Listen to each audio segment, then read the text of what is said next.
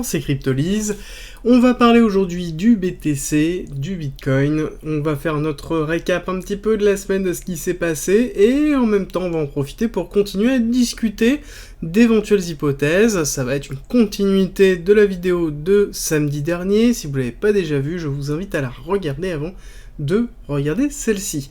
Alors, on entame par notre petit laïus habituel pour vous rappeler l'hypothèse que l'on a déjà depuis un certain temps et que on la garde malgré le fait que plus on avance, plus on a une possible invalidation. Donc nous avons une vague 1, vague 2, vague 3 éyotiste terminée en avril 2021. Nous sommes dans la vague 4 avec un retracement A, B, C. Le B a fait l'extension, le C a fait l'extension. Et oui, extension, mais il nous reste encore un petit gap CME à combler. Et on peut aller un petit peu plus bas dans cette extension. Donc de cette A sur le retracement B, on fait une extension de Fibonacci. On a vu qu'on a tout simplement dépassé le 1,1 qui se trouve ici. Et on n'est pas allé jusqu'au 272 à 23 000. Donc on aurait bien aimé justement valider ça. Donc on pourrait avoir une continuité baissière. Alors, ce qui est intéressant de voir, c'est que notamment au niveau de 1 heure, ce qu'on avait donné, enfin du 15 minutes, on va passer en 1 heure pour vous donner un petit peu plus d'infos, ça sera plus simple. Tac. Bon, on va repasser en 15 minutes. Ah non, c'est parce que je suis en journalier. Hop, en 1 heure, on est parti. Voilà. Alors, on avait justement cette décorrélation, donc pour l'instant on est bon. J'aurais bien aimé qu'on aille chercher notamment les 32 715 comme je vous avais dit, mais on avait bien une distribution qui a été validée, notamment première validation, deuxième validation pour la chute. Donc on a bien eu la continuité de la chute qu'on est allé chercher justement l'order block ici. On a une réaction haussière. Je vous avais dit notamment qu'on allait chercher la liquidité ici, on est allé la chercher. On a eu une distribution qui s'est mise en place là. Je vous l'ai présenté notamment hier matin. Et je vous ai dit que possiblement là on avait quand même un bon setup pour aller chuter. Et on voit qu'on a décroché. Ce qui est intéressant de voir, c'est qu'on est allé prendre la liquidité de ce point-là. Hein, d'accord, on est vraiment allé prendre la liquidité. Je vous avais présenté justement la schématique d'accumulation qui était potentielle avec Psi, SC, AR, ST, AR avec prise de liquidité du Psi. Et donc là, on a fait un STB. Donc on a pris la liquidité, on a eu une réaction haussière suite à cette prise de liquidité.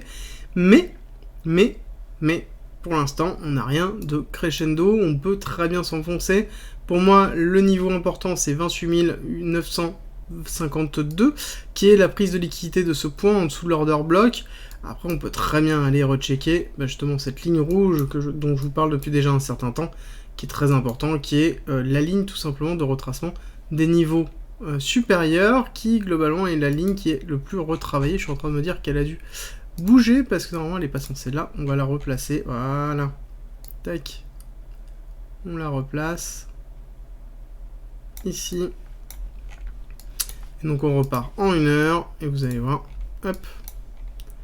Voilà, ok, normalement, juste ici, on voit qu'on l'a souvent travaillé avec des extensions systématiques. Et ce qui est intéressant de voir, c'est que nous avons justement cette extension 4, hein, qui se trouve pile poil au niveau de cette zone très très forte. Donc extension 4, qui est l'extension de la continuité baissière, première impulsion baissière, que l'on a effectuée ici. On a fait une première impulsion ici, de l'UT avec le retest de l'UT. Et on a chuté, on a fait ici, premier objectif, 218, pardon, donc ratio de 1,618 nombre d'or. On voit qu'on l'a perforé totalement, mais on n'est pas allé checker le 3,618. Hein. Donc là, on a une première impulsion où on nous dit, ok, possiblement, on va aller rechercher plus bas. Et on voit qu'on est en train justement de travailler, d'accord. Ensuite, on a fait autre chose. On a fait tout simplement une continuité baissière de ce mouvement total jusqu'à un possible retracement de 31 686 pour voir si on allait chercher notamment cet order block pour avoir une continuité baissière. Pour l'instant, on laisse en stand-by, on va le supprimer pour éviter de surcharger, mais on le garde en tête dans tous les cas. On a plus besoin de cette liquidité étant donné qu'on l'a prise. Donc on a vraiment ça, et je vous avais expliqué que ici on crée tout simplement une forme d'inducement fort, tout simplement de liquidité qu'on allait casser pour prendre. On voit qu'on a bien eu cette cassure, prise de liquidité ici. Donc on est sur quelque chose de cohérent de mon côté. On a plus trop de signaux, donc je pense qu'on va ranger encore un petit peu dans cette zone-là pour avoir potentiellement une continuité baissière pour aller chercher ici, le niveau 4. De toute façon, on va voir la fin de week-end et voir surtout à la réouverture du marché américain ce qui va se passer, parce qu'on n'oublie pas justement que c'est le marché américain qui définit ça. Et si on regarde un petit peu justement le Nasdaq par rapport à ce qui s'est passé, on voit qu'on a bien fait un premier test, retracement, deuxième test, retracement. Alors il faut voir si justement on va casser ce 389. Voilà. Pour moi, j'ai tendance à penser que on va pas le break, en tout cas pas tout de suite, donc on va peut-être le retravailler, on va avoir une continuité baissière, parce que pour moi on devrait aller chercher notamment ici le ratio 1 à 11 399, donc 11 400, pour pouvoir notamment capturer la liquidité qui se trouve là, à savoir qu'on a quand même des ratios bas, hein. On a des ratios bas qui nous amènent notamment à 10 500 si jamais on a une grosse continuité baissière. Par contre, si on le casse, je pense qu'on va aller travailler notamment la zone de liquidité au-dessus, donc les 13 500. Donc là, ça va être très important au niveau du Nasdaq. Est-ce que ça va nous donner le temps, notamment au BTC, de retravailler les zones supérieures ou pas? Ça va être à déterminer. Et si on regarde un petit peu au niveau de l'order flow, c'est ce que je vous avais expliqué, hein. Notamment que là, on était en train de comprimer ici, et que derrière, ça allait casser. On voit qu'on a cassé, on a une réouverture après derrière, des long shorts à compte, donc on est sur quelque chose de classique. Par contre, c'est très important, c'est que ici, nous n'avons pas eu derrière de réouverture, et la contraction du long short ratio est quand même assez faible, hein. D'accord, donc sur derrière l'éclatement, normalement on aurait dû avoir une contraction du cours comme ici, d'accord, une véritable contraction du cours au niveau des positions. On voit que c'est pas le cas, hein. On voit que c'est pas le cas, donc du coup je suis en train de me demander si on va pas aller plus bas. Voilà, si on va pas aller plus bas, si on va pas aller checker notamment ici les 28 000, parce qu'on a encore beaucoup de marge, donc je pense que normalement on aurait dû comprimer plus. Là on voit que, hop, tac, on aurait dû comprimer au moins jusqu'au 52, donc on a encore un petit peu de marge, donc je verrais bien encore une baisse effective par rapport à ça. On est encore très chargé, hein, d'accord, donc on est toujours au-dessus des 80 000 au niveau de l'open interest sur le BTC, on a 80 000 BTC, donc du coup, là-dessus, j'aurais bien aimé qu'on casse les 80 000 plus bas avec une régression. Donc on aura un setup un petit peu plus favorable à une reprise. Par contre, au niveau de l'order flow général, ça commence à être un petit peu plus clean, à voir exactement comment ça va se dérouler par la suite. Mais en tout cas, on voit qu'il commence à avoir une forme de transformation de l'idéologie qui est en train de se faire, avec une augmentation des shorts à levier plutôt que des longues. On a une diminution des longues. C'est plutôt positif, on n'a pas de contraction, c'est juste ça qui me perturbe et qui me dit que globalement on risque d'enfoncer encore un petit peu plus bas pour renforcer justement ça, et je pense qu'on pourrait avoir vraiment une contraction assez forte, hein. On pourrait nous amener quelque part par là, ici et ici, pour pouvoir justement après repartir potentiellement à la hausse. Tant qu'on n'a pas de toute façon cette schématique là, tant qu'on n'a pas limité ici, qu'on n'a pas comprimé encore une fois ici et ici, on n'aura pas forcément de reprise haussière, tant qu'on aussi on a encore autant leveragé sur du long, et ça reste toujours la grosse problématique. Voilà. Alors, ça c'était un petit peu le résumé. Ce qui est intéressant de voir, c'est que globalement, on a clôturé au niveau de la semaine sur le CME plutôt positif. D'accord, ici on est en weekly, et on voit que on a bien clôturé en positif. On a enfin mis fin à cette série de semaines négatives depuis le faux breakout et le bull trap qui a eu lieu au-dessus de 45 000. Je vous avais dit de faire très très attention là-dessus, mais on voit qu'on a une grosse réintégration et une énorme chute derrière. Après, ça reste qu'une clôture CM. Donc il va falloir voir justement comment on va clôturer cette semaine, notamment avec le week-end, ce qui va se passer, à savoir qu'on va avoir des acteurs institutionnels qui sont moins présents. Après, il faut dire que là, actuellement, il y a assez peu d'acteurs institutionnels présents, d'accord? Donc là-dessus, il faut le garder en tête qu'on a déjà assez peu, et donc, forcément, on va avoir des mouvements qui vont continuer, je pense, ce week-end, à voir comment ça va se passer, notamment la réouverture américaine et la réouverture asiatique de dimanche, ou sur lequel on pourra avoir notamment des surprises.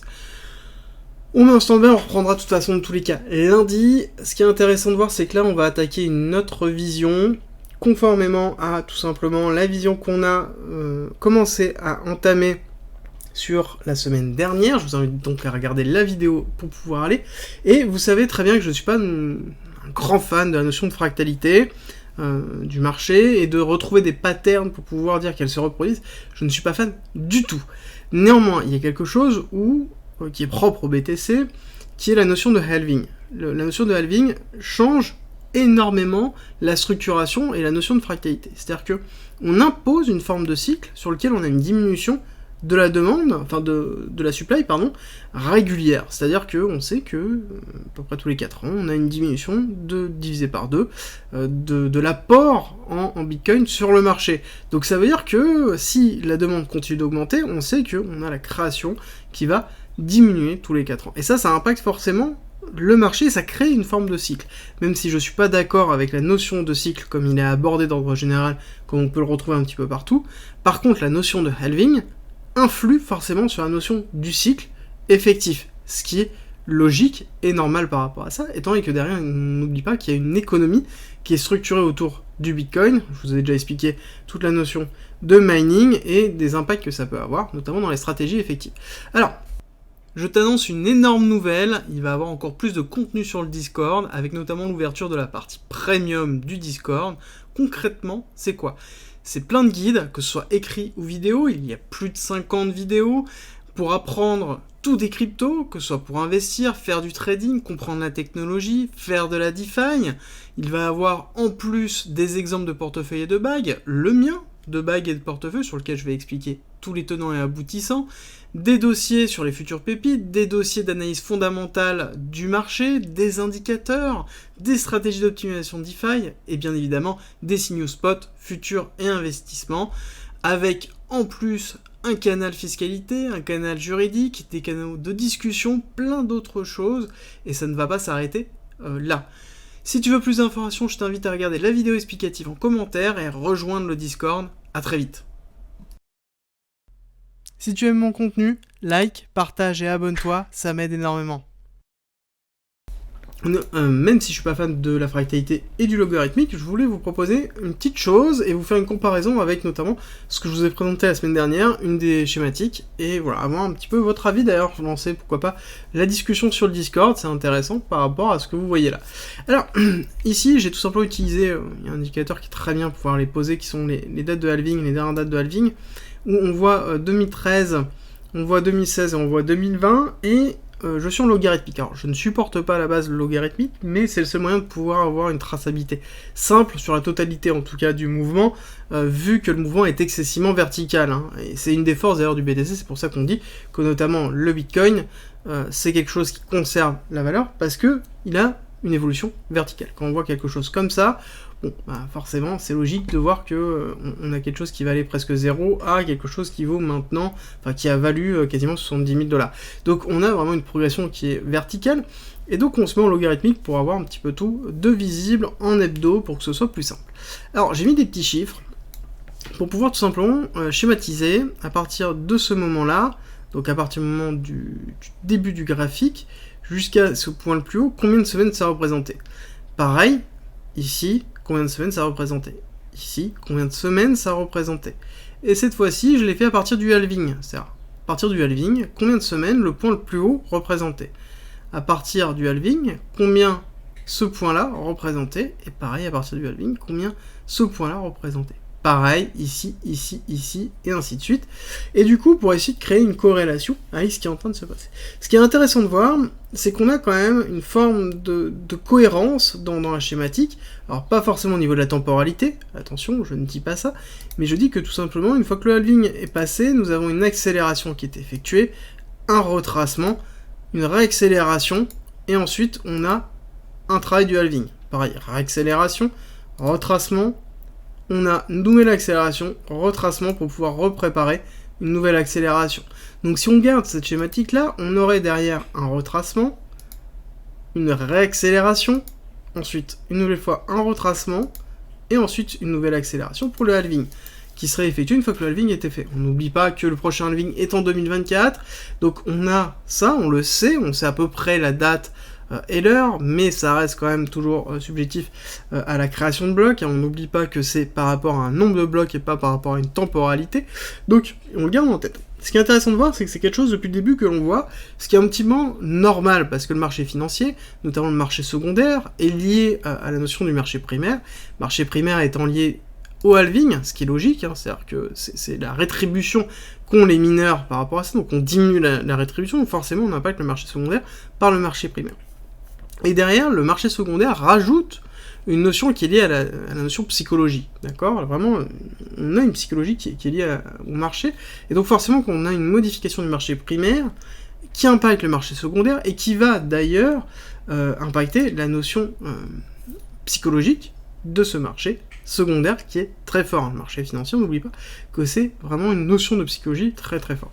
Ce qui est intéressant de voir, c'est que du coup, forcément, quand on a un break au niveau du halving, on va avoir un besoin d'accélération haussier qui est logique, d'accord, qui est logique parce que nous avons notamment un besoin réel d'augmenter les chiffres pour pouvoir compenser la perte.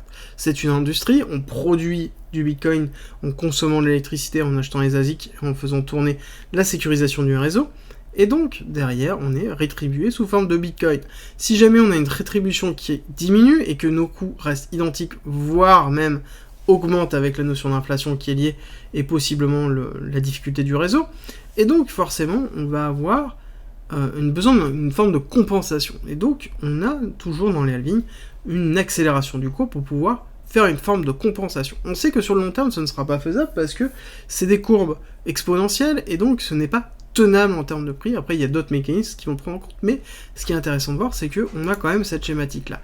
D'ailleurs, si on regarde un petit peu les degrés de progression au niveau du halving jusqu'au point le plus haut, donc là, on a quand même 15 000%.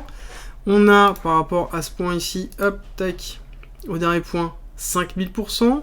Et là, si on regarde, je pense qu'on va être encore beaucoup plus bas. Dernier halving, jusqu'au point le plus haut, nous avons 1000%, d'accord? Donc on a quand même une division régulière du taux effectif. Donc ça veut dire que potentiellement, sur le prochain halving, on sait aussi qu'on va avoir une diminution réelle de l'augmentation que l'on aura effective. Mais ce qui est logique, forcément, parce qu'on n'oublie pas, nous sommes en logarithmique, et donc quand on a une progression de 15 000% sur une somme qui est basse, forcément on va avoir énormément de rendement, mais des chiffres qui sont quand même beaucoup moins.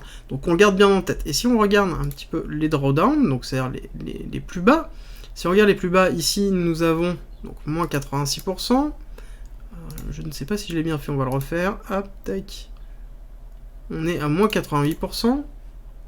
Ici, sur le suivant, nous sommes à moins 87%. Et ici, nous sommes à 67. Et si on va chercher les 88, on irait chercher les 13 000 $. Bon. Ça nous donne un petit peu une ordre d'idée. D'ordre général, le drawdown évolue assez peu, mais encore une fois, il est compliqué, et ça c'est très important de le retenir, de déterminer une règle sur 4-5 occurrences, d'accord?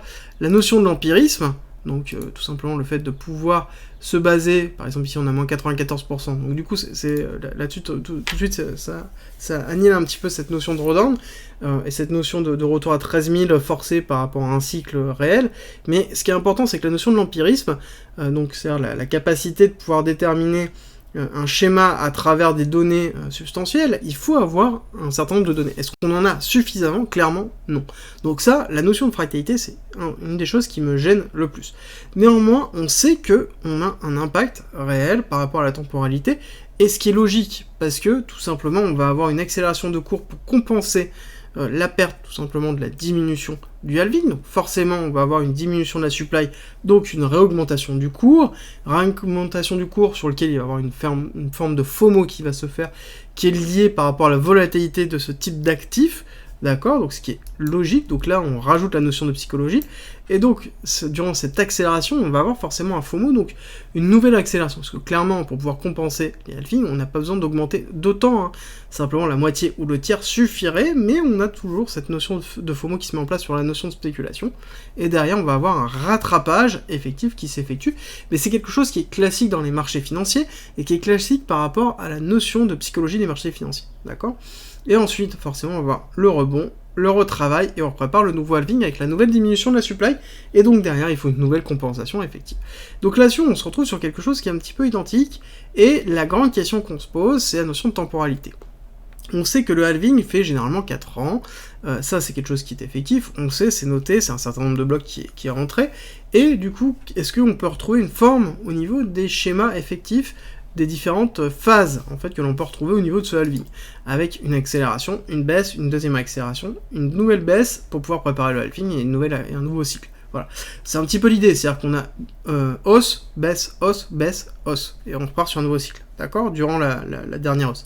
Est-ce qu'on va avoir une notion de temporalité réelle? C'est un petit peu compliqué de la trouver, même si on retrouve quand même une temporalité réelle ici, entre le cycle précédent et ce cycle-là, néanmoins, on voit qu'on n'a pas forcément de cohérence avec les autres cycles. Donc la notion d'empirisme, elle est un petit peu compliquée.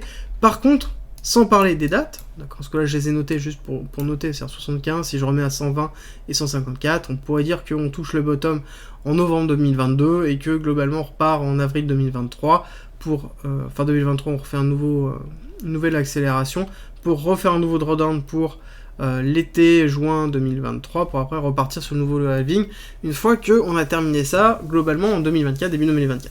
Mais cette notion de temporalité, pour moi, ne devrait pas exister. Par contre, la notion de cohérence de schématique reste, pour moi, réelle. D'accord ? C'est-à-dire que nous avons cette accélération qui a été faite, alors par contre, qui a été faite en 2 temps, d'accord ? Donc, qui a été faite en 2 temps, on pourrait même se dire, est-ce que c'est pas celui-là ? D'accord ? Est-ce que ce serait pas celui-là, sa réaccélération ici, réajustement, réaccélération et réajustement. Certes, on va faire un nouvel ATH, mais un petit ATH qui a été effectué. Bon, néanmoins, on va considérer que ça, c'est un mouvement entier. Donc là, nous sommes actuellement dans, tout simplement, le retracement effectif. Et ce retracement effectif, ce que l'on attend derrière, c'est un nouveau rebond qui va être moins haut que le précédent, et derrière, une nouvelle redescente qui va être moins bas que le précédent effectif. D'accord ? Donc ça, c'est un petit peu le schéma qu'on entend, et est-ce que on pourrait se dire qu'on l'a fait ici ou pas ? Tac, de cette façon-là, ou est-ce qu'on veut avoir une redescente ici, effectivement, pour avoir aussi quelque chose qui se mette en place comme ça, d'accord, descente, schéma, refait. Si on se remet sur le schéma que je vous avais présenté la dernière fois, on va se remettre en logarithme, on va rester pendant qu'on y est, d'accord, on va y rester pendant qu'on y est, ici, où on aurait justement vague 1, vague 2, vague 3, vague 4, vague 5, on va terminer notre cycle en novembre 2021, retracement effectif, là, en vague A, nous sommes actuellement dans une vague A, et globalement, nous aurions une vague B et une vague C qui n'est pas obligée, d'accord, de retracer autant. Là, en l'occurrence, on peut avoir une vague C qui peut être plus courte comme plus longue, ça c'est lié, et derrière, on aurait un nouveau retravail du nouvel schématique Elliotiste, vague 1, vague 2, vague 3, vague 4, vague 5, pour repartir avec le halving qui est effectif. Donc du coup, on retrouverait justement cette grande schématique que l'on a avec accélération haussière, retracement, réaccélération, petit retracement, et ensuite redépart derrière. D'accord ? Donc on aurait justement ce schéma que l'on retrouve ici durant les précédents halvings, on pourrait le retrouver avec justement une clôture de la vague 5 sur novembre 2021 et qui rentrerait dans cette idée-là. À savoir qu'on pourrait très bien avoir aussi quelque chose qui se met en place, qui serait le suivant et qui serait en même temps logique, avec un enfoncement plus puissant, pour aller chercher les 20 000 $ ici, retracement haussier, retravail bas et redépart, d'accord ? On pourrait très bien aussi avoir quelque chose comme ça avant de repartir, et ça a aussi une autre signification, c'est une signification sur laquelle on aurait une continuité baissière qui nous amènerait plus ou moins jusqu'à la fin d'année, jusqu'en septembre, octobre, novembre 2022, pour pouvoir avoir une accélération en 2023 jusqu'à plus ou moins juillet 2023, et après une redescente pour préparer le halving, justement jusqu'en janvier, février peut-être potentiellement, et donc préparer le halving et avoir une accélération un petit peu en amont, parce qu'on a toujours une accélération un petit peu en amont du halving, hein, d'accord ? Si on regarde, l'accélération elle part avant, ici, pareil, ici on part quand même avant le halving systématiquement, donc on aurait un départ haussier, donc sur un printemps 2024 qui serait du coup à la hausse, mais ça veut aussi dire que potentiellement, là ce que l'on attend à un moment donné, c'est qu'on va avoir un cours qui va remonter, c'est l'information plus ou moins qu'il faut avoir, et il va falloir chercher ces signaux-là. Est-ce qu'on va descendre, continuer à descendre ? Est-ce qu'on va remonter ? L'autre question à prendre en compte, si vous suivez un petit peu les quotidiennes, c'est que le marché est à court de liquidité, et que, à l'heure actuelle, le marché est en manque de confiance à cause du crash de l'UST, et tant que ça s'est pas réglé, forcément on n'aura pas de mouvement haussier. Et d'ailleurs, ça peut être justement un mouvement des market makers, de forcer ce mouvement haussier pour pouvoir redynamiser le marché, refaire rentrer des liquidités, pour ensuite finir de recréer globalement un mouvement global sur le marché financier, des cryptos derrière. Après, on n'oublie pas qu'on a une crise macroéconomie qui est en cours avec une peur de l'hyperinflation, une augmentation des taux d'intérêt directeurs. On a tout ce package qui rajoute quand même quelque chose de très très fort sur la bulle crypto, d'ordre général, sur le marché de la crypto, et donc qui peut nous entraîner plus loin. C'est pour ça qu'on garde en fait les deux schématiques et les deux idées que l'on a, et c'est pour ça que je vous donne toutes ces informations-là, pour que vous puissiez faire vous-même votre propre opinion. Merci d'être resté avec moi jusqu'au bout. Abonne-toi, partage si t'as aimé, et rejoins-nous sur Discord. C'est avec plaisir qu'on t'accueillera. Et à très vite.